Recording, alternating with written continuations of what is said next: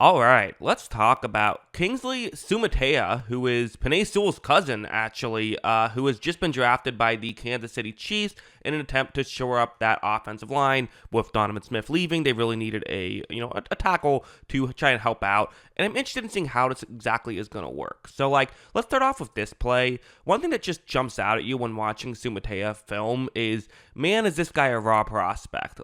He will have some plays that, quite frankly, just look ugly. Like when this one begins, you see right off the bat, it looks okay, right? The hand placement doesn't seem to be, poor or anything, but really it feels like other guys can a lot of times use hands to get him out of position. Like even if he has the hand placement he wants right when the play begins, watch this edge rusher really get around Suamataia, and this is really, quite frankly, what would happen pretty frequently is you would see this kind of thing, which is not ideal for the Kansas City Chiefs, right?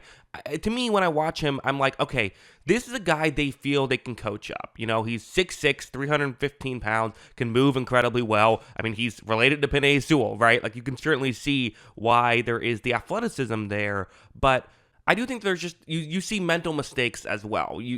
That's what you notice. Like this one's a great example of exactly that, where, he's the right tackle on this play, so it's going to be a stunt that the defense is running on this play. So essentially the edge rusher is going to move towards the middle of the field to try and get Suamataia in that direction as well. That's what the way this play is designed to work. When it begins, you look at how Suamataia is, completely moved in towards the middle of the field. He did not read this play at all. He did not read that this was a stunt. Over the middle is fine. They have that guy blocked up at this point, but he has to get over. Which again, for the Chiefs, I'm sure they're saying, hey, the guy's 21 years old. We think we can coach him up. That's why they're drafting him.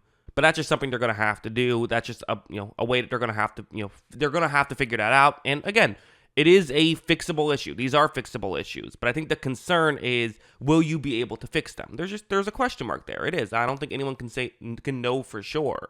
However, a play like this is certainly what you see and kind of can surprise you and make you say, okay, this is what they see in him, where it's going to be a one-on-one block. It's the one you see on the screen. This time it's going to be in a rushing play. And when it begins, you see that for Suamataia, he gets the hand placement he wants, right, is in pretty good position here, and watch just the power he's going to show off here. Watch him essentially just completely drive that player all the way over towards the left. Of course, the defender was trying to get towards the left, but not that far, as Suamataia knocks him all the way out of position. You can definitely see the power and the athleticism on some of these plays that make you say, okay, now I see why this guy was considered by some to be an early second-round prospect, and he ends up falling all the way to the last pick of the second round.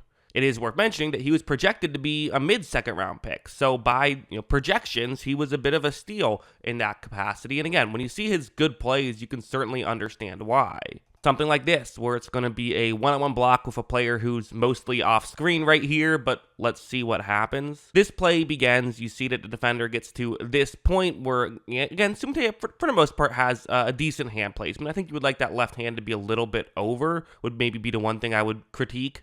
In fact, the hand itself isn't even really on the edge rusher too much, but he's got his arm over enough to still be able to try and create some power there.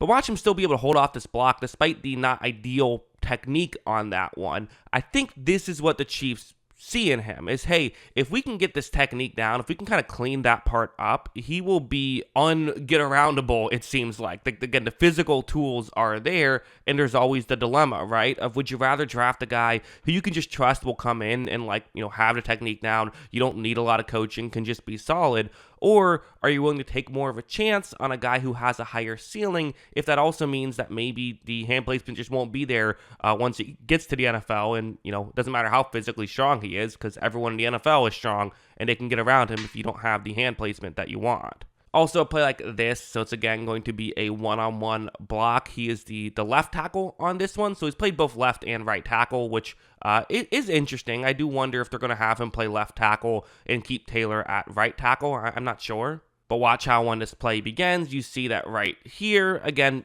it does have the hand placement he wants. And quite frankly, anytime I saw him have the right technique, I never saw him lose. Like, watch how he does complete this block. And that's just the kind of thing that you like to see if you're a Chiefs fan, is the fact that, like, okay, if he can get this part of his game down, he could be awesome. Yes, there is a bit of a projection here, but if it works out, they could have just drafted a star level tackle in the second round, which would be awesome. Of course, if it doesn't work out, I think Jonathan Taylor, some Chiefs fans disagree with me. I don't think is a great, offensive lineman. And if you put, a struggling young guy not next to him, but across from him, of course, there could be some issues there as well.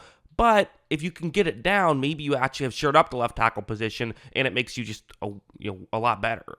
It's kind of the age-old question, right, of when should you draft a player like him? And, for me personally, it's interesting. So if you look at his analytics, they're actually pretty good, but a big part of it is because of just lower level of competition, right? There are times when you see him not have great hand placement and kind of look a little sloppy, but playing lower competition, so he's still able to succeed. That's something that happens, right?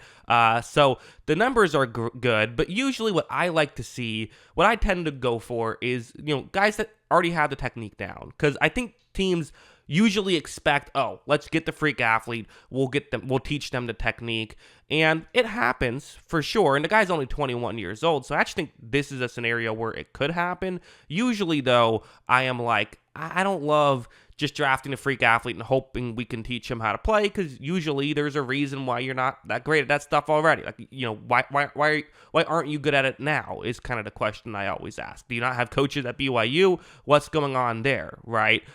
Sure, the Chiefs coaching staff, I'm sure, is better and might be able to help him out to some degree, but, again, usually that's how it works. I do think in his case, though, to me, this is still worth it to make this selection. For one thing, they need an offensive lineman, and while it's a little concerning that if he doesn't work out, they could be really in trouble in the tackle position next year. If it does work out, then they could have a potential elite level guy. And for pick 64, you're not getting a starter caliber tackle day one unless you're taking a risk on someone. So for the Chiefs, this is the guy they're willing to take a risk on. So for me, I personally am a fan of this selection, even if it's the type of prospect I'm typically not someone who would go for. I think in this scenario, it makes a lot of sense, and I have no real issues with it whatsoever. And let's be honest, we just saw that the Kansas City Chiefs won a Super Bowl with Donovan Smith at left tackle. I think they could be okay even if Suamataia takes a second or two to fully develop. I don't know. Maybe not, but remains to be seen. But yeah, those are kind of my thoughts on this pick and what it'll mean to the Chiefs. What do you think? Let me know in the comments below. Always love hearing from ya. And of course, as always, thanks for watching.